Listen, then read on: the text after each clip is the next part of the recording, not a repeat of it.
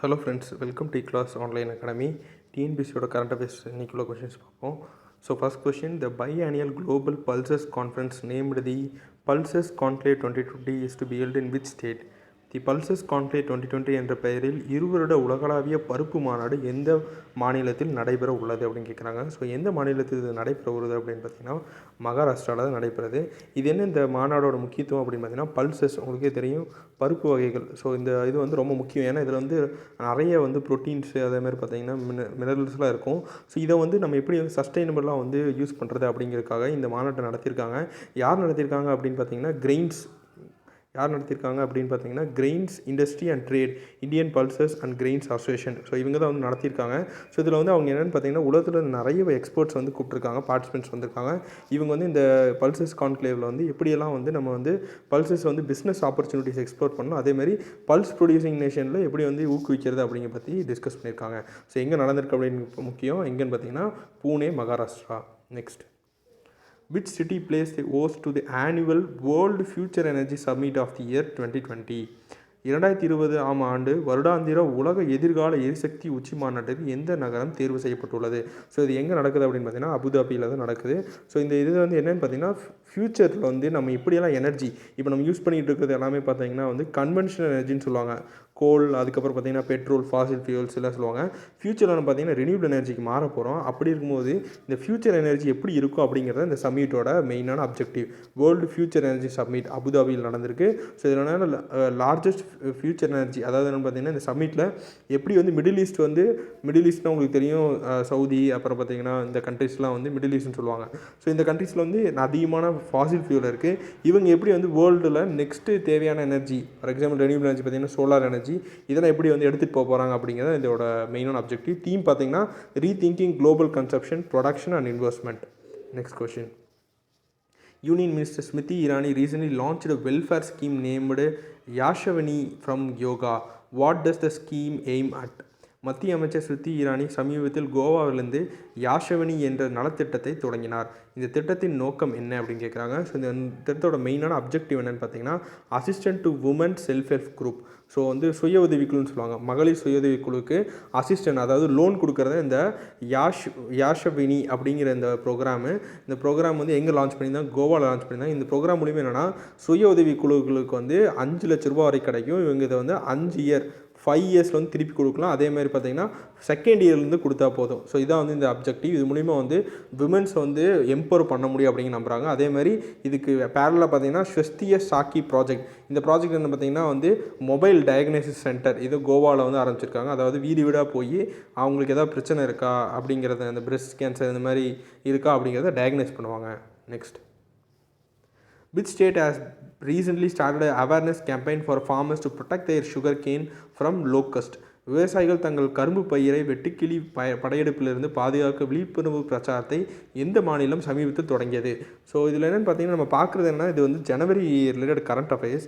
இப்போ தான் உங்களுக்கு லோக்கஸ்ட் அட்டாக், லோக்கஸ்ட்னா வந்து வெட்டுக்கிளி வந்து கூட்டமாக வந்ததுன்னா அதுக்கு பேர் என்ன சொல்லுவாங்கன்னா லோக்கஸ்ட் அப்படின்னு சொல்லுவாங்க. ஸோ இது வந்து ஆல்ரெடி வந்து நம்ம பார்த்தது வந்து என்னென்னா இப்போ இருக்கிறது வந்து என்னென்னு பார்த்தீங்கன்னா உங்களுக்கு வந்து பெரிய லோக்கஸ்ட் அட்டாக். இதோட அறிகுறி எப்போ வந்ததுன்னு பார்த்தீங்கன்னா உங்களுக்கு வந்து ஜனவரியிலேயே வந்து சுகர் கேன், அதாவது கரும்பு வந்து இது வந்து அட்டாக் பண்ணும் அப்படிங்கிற இது வந்தது. அதே மாதிரி ஃபுட் அண்ட் அக்ரிகல்ச்சர் ஆர்கனைசேஷன் அவங்களும் வந்து என்ன சொல்லியிருந்தாங்கன்னா இந்த மாதிரி இந்தியாவுக்கு ஒரு அட்டாக் வருங்கிறத லாஸ்ட் இயர், அதாவது 2019 டிசம்பர்லேயே சொல்லியிருந்தாங்க.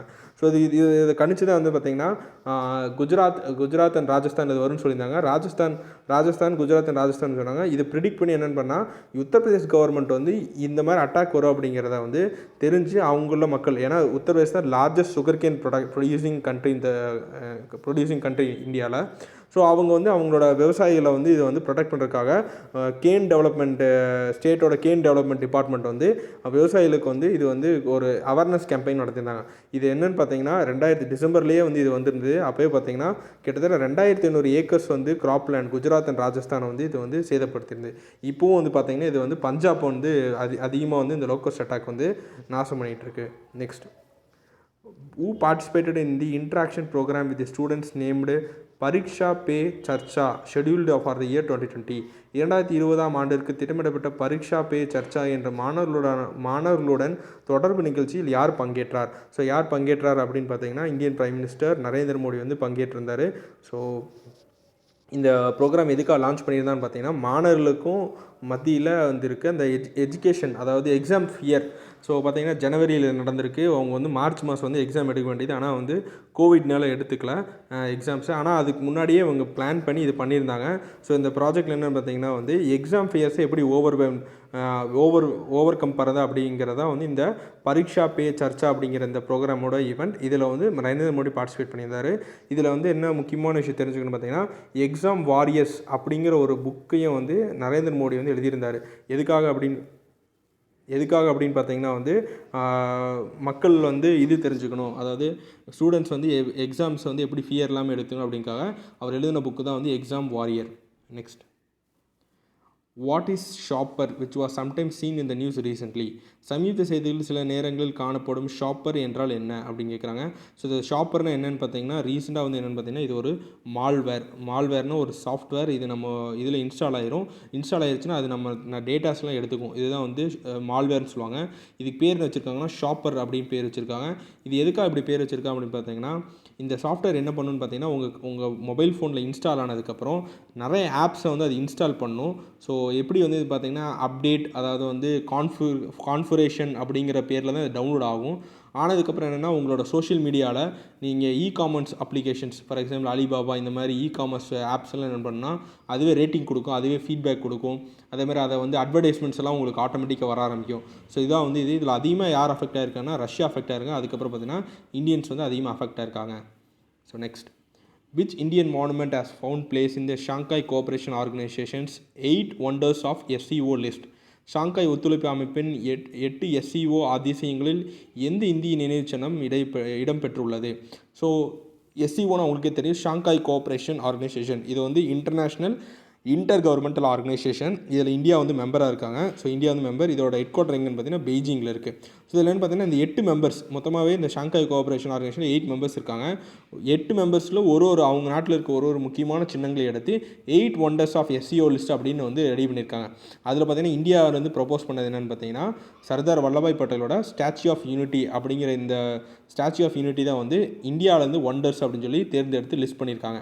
அதேமாதிரி 8 ஒண்டர்ஸ் பார்த்தீங்கன்னா 8 மெம்பர்ஸ் பார்த்தீங்கன்னா வேறு யார் பார்த்தீங்கன்னா, Pakistan, China, Kazakhstan, Kyrgyzstan, Russia, Tajikistan, Uzbekistan, இந்த கண்ட்ரிஸ். மீதி இருக்க 7 கண்ட்ரிஸும் அவங்க நாட்டில் இருக்க இந்த ஒண்டர்ஸ் பற்றியும் அவங்க லிஸ்ட் பண்ணியிருக்காங்க. மொத்தம் 8 ஒண்டர்ஸ் லிஸ்ட் பண்ணியிருக்காங்க. நம்ம இந்த ஸ்டாச்சு ஆஃப் யூனிட்டி பற்றி தெரிஞ்சுக்கணும். இதுதான் வேர்ல்ட்ஸ் டாலஸ்ட் ஸ்டாச்சு. அதாவது பார்த்தீங்கன்னா ஸ்டாச்சு ஆஃப் லிபர்ட்டின்னு சொல்லுவாங்க. எங்கே இருக்குன்னு பார்த்தீங்கன்னா யூஎஸில் இருக்குது. அதை விட டபுள் மடங்கு இது ஹைட்டு. பார்த்தீங்கன்னா இது 182 மீட்டர்ஸ். யூஎஸில் இருக்க ஸ்டாச்சு ஆஃப் லிபர்ட்டி பார்த்தீங்கன்னா 193 மீட்டர்ஸ் தான். ஸோ அதை விட அதிகமான ஹைட் இருக்குது. ஸோ இது எங்கே அமைஞ்சிருக்கு அப்படின்னு பார்த்தீங்கன்னா, நர்மதா ரிவர் நர்மதாவில் தான் இந்த பெட்டில் இது பண்ணியிருக்காங்க. சர்தார் சாரோவர் டேம். இந்த டேம் இப்படி தான் வரும், இந்த வாட்டர். இந்த டேமை முன்னோக்கி தான் இந்த ஸ்டாச்சு நின்றுருக்கு. Next, who has recently been appointed as the new Director General of the Central Reserve Police Force? சமீபத்தில் மத்திய ரிசர்வ் போலீஸ் படையின் புதிய இயக்குனர் ஜெனரலாக நியமிக்கப்பட்டவர் யார் அப்படின்னு கேட்குறாங்க. ஸோ யார் நியமிக்கப்பட்டிருக்காருன்னு பார்த்தீங்கன்னா AP மகேஸ்வரி. ஸோ இவர் தான் சென்ட்ரல் ரிசர்வ் போலீஸ் ஃபோர்ஸ் தெரியும். இவங்களோட மெயினான அப்ஜெக்டிவ் என்னன்னா, ஸ்டேட் அண்ட் யூனியன் டெரிட்டரிஸில் அங்கே லா அண்ட் ஆர்டர் ஏதாவது ப்ராப்ளம் வந்துன்னா, இல்லை இன்சர்ஜென்சி ஏதாவது ப்ராப்ளம் வந்துன்னா இவங்க தான் அசிஸ்ட் பண்ணுவாங்க. இவங்க இதை எது கீழே இருக்கு பார்த்தீங்கன்னா, மினிஸ்ட்ரி ஆஃப் ஹோம் அஃபேர்ஸ். அது கீழே தான் இந்த பாராமிலிட்டரி ஃபோர்ஸ் CRPF இருக்கும். ஸோ இதோட டைரக்டர் ஜெனரலாக AP மகேஸ்வரி. இவர் தான் AP மகேஸ்வரி. இவரை அப்பாயின் பண்ணியிருக்காங்க. ஸோ இதுக்கு முன்னாடி யார் இருந்தாருன்னு பார்த்தீங்கன்னா, ராஜீவ் ராய் இவர் இருந்தார். இவர் ITBP Indo Tibetan border police force director ஜெனரலாக கொடுத்தனால இவர் இப்போ ப்ரெசென்ட்டாக மகேஸ்வரி அப்படிங்கிற போட்டிருக்காரு. இவர் ஒரு IPS ஆஃபீஸர். எந்த கேடர் பார்த்தீங்கன்னா, Uttar Pradesh cadre. Next, which is the first Indian airport to get disabled aircraft recovery equipment? செயலிழந்த விமான மீட்பு கருவி பெறும் முதல் இந்திய விமான நிலையம் எது அப்படின்னு கேட்குறாங்க. ஸோ எந்த விமான நிலையம் பார்த்தீங்கன்னா, பெங்களூரில் இருக்க கெம்பகவுடா இன்டர்நேஷ்னல் ஏர்போர்ட், பெங்களூர். இது என்ன ரெக்கவரி அப்படின்னு கேட்டிங்கன்னா, டிசேபிள்டு ஏர்க்ராஃப்ட் ரெக்கவரி எக்யூப்மெண்ட் அப்படின்னு பார்த்தீங்கன்னா, இப்போ இந்த ஏர்க்ராஃப்ட் ரன் ஆகிட்டே இருக்குன்னு வைங்களேன். ஸோ ரன்வேல ரன் ஆகிட்டு இருக்கும்போது திடீர்னு அதில் ஏதோ ஒரு ப்ராப்ளம் க்ரியேட் ஆயிடுச்சுன்னா இமீடியட்டாக அது என்னன்னா ரன்வேலே அப்படி நின்றும். அப்படி ரன்வேல் நின்றதுன்னா அடுத்தடுத்த ஃப்ளைட் போகிறது பிரச்சனையாயிரும். ஸோ இமீடியட்டாக இது என்ன பண்ணணும்னா ரெக்கவரி பண்ணி சேஃபாக வேறு இடத்துக்கு மூவ் பண்ணணும். அதுக்கு தேவையான எக்யூப்மெண்ட்ஸ்லாம் எக்யூப்மெண்ட்ஸ்லாம் வந்து இருக்கிற ஒரே இது என்னென்னு பார்த்தீங்கன்னா இந்த கெம்பகோடா இன்டர்நேஷனல் ஏர்போர்ட் தான். ஸோ இது மூலிமா என்னென்னு பார்த்தீங்கன்னா இந்த ஏர்போர்ட்டில் ஏதாவது ஒரு ஏர்க்ராஃப்ட் வந்து ரன்வேயில் வந்து நின்று போச்சு அப்படின்னு பார்த்தீங்கன்னா இந்த எக்யூப்மெண்ட்ஸை வச்சு யூஸ் பண்ணி நம்ம என்ன பண்ணிடலாம், ஈஸியாக அதை வந்து ரன்வேலேருந்து அந்த வேறு இடத்துக்கு மூவ் பண்ணிவிட்டு ரன்வேவை கிளியர் பண்ணிடலாம். இது மூலிமா என்னென்னு பார்த்தீங்கன்னா உங்களுக்கு வந்து ரன்வே டிலே அப்படிங்கிற ஒன்று க்ரியேட்டே ஆகாது. ஸோ இது எங்கே கொண்டு வந்திருக்கான்னு பார்த்தீங்கன்னா Kempegowda international airport, Bengaluru. Next, who has recently been appointed as the 4th Deputy Governor of the Reserve Bank of India. சமீபத்தில் இந்திய ரிசர்வ் வங்கியின் 4வது துணை ஆளுநராக நியமிக்கப்பட்டவர் யார் அப்படின்னு கேட்குறாங்க. ஸோ டெப்டி கவர்னராக யார் நியமிக்கப்பட்டிருக்காங்க பார்த்தீங்கன்னா மைக்கேல் பாட்ரா. ஸோ இவர் தான் வந்து டெப்டி கவர்னர் ஆஃப் ஆர்பிஐ. இவர் யாரை ரீப்ளேஸ் பண்ணியிருக்காரு பார்த்தீங்கன்னா விஷால் குமார் ஆச்சாரியா அப்படிங்கிற ஒருத்தர் இருந்தார். அவர் வந்து பர்சனல் ரீசன்ஸ்னால வந்து ரிசைன்மெண்ட் 2019. ஸோ அவர் ரீப்ளேஸ் பண்ணுறதுக்கு தான் வந்து மைக்கேல் தேப் பாத்ரா அப்படிங்கிறவர் வந்து 4th டெப்டி கவர்னராக வந்து அப்பாயின்ட் பண்ணியிருக்காங்க. ஆர்பிஐயோட கவர்னர் யாருன்னு பார்த்தீங்கன்னா சக்திகாந்த் தாஸ். இவர் தான் வந்து ஆர்பிஐ கவர்னர். ஸோ இவர் வந்து டெப்டி கவர்னர். ஸோ இவர் எவ்வளோ இயர்ஸ் இருப்பார் பார்த்தீங்கன்னா 3 இயர்ஸ் வந்து இருப்பார். ஸோ இது போக மீதியுள்ள கவர்னர்ஸ் யாருன்னு பார்த்தீங்கன்னா விஸ்வநாதன், கனுகோ அண்ட் ஜெயின். ஸோ இவங்க தான் வந்து மீதியுள்ள டெப்டி கவர்னர்ஸ். ஸோ இதோட இன்னத்த வீடியோ கம்ப்ளீட் பண்ணுறோம். தேங்க்ஸ் ஃபார் வாட்சிங் விக்லாஸ் ஆன்லைன் அகாடமி. எங்கள் வீடியோஸ் பிடிச்சிருந்தா லைக் பண்ணுங்கள், ஷேர் பண்ணுங்கள், சப்ஸ்கிரைப் பண்ணுங்கள். தேங்க்யூ.